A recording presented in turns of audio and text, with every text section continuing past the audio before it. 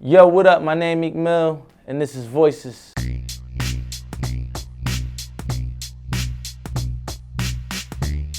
Mixtape Meek Mill. I was giving it to you raw, but I was like young. You know what I'm saying? I never really would get personal like with my music back then because I was young. You know, you got ego. You don't really talk about personal things. Now, you know, through the when I develop, you see, I do interviews. They always talking about certain things, so I'm like, I might as well address it right here, so I don't gotta like talk about it all the time. So you know, ain't no price in the money, ain't no price in the Lord. I got out of the system. I jumped right on the Forbes.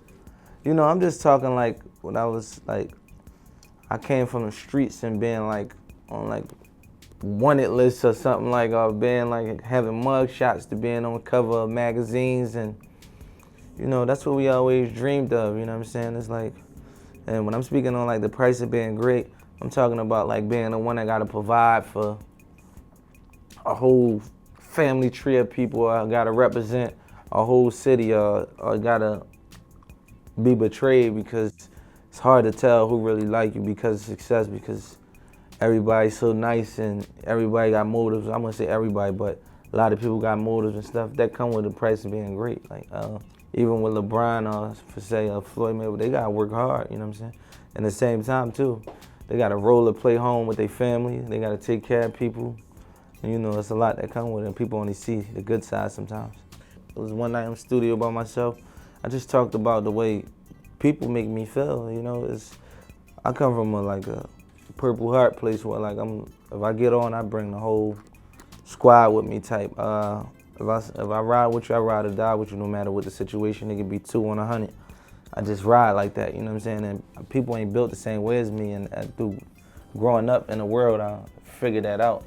That's why people say, he emotional, or he emotional about this. No, I might feel some type of way about that because I know that I wouldn't have handled that way. I would have put my heart into it if I had love for you. So, you know, I just poured out, speaking on like 10, 20 different people. If the shoe fit for you, you know who I was talking to. You know what I'm saying? It wasn't specific. Certain lines was specific for certain people, but some was for groups of people that betrayed me and tricked me, you know what I'm saying? Philly go hard musically, so like when it come to like putting out music, my city ain't really gonna accept no play around bubblegum rapping. You gotta touch people's hearts. You gotta come with talent. You gotta have a flow. You can't use the same flow. Like it's a rapping city, so you know we come with state property, the Roots, Major Figures. I don't know if y'all know about Major Figures, but Major Figures, Eve.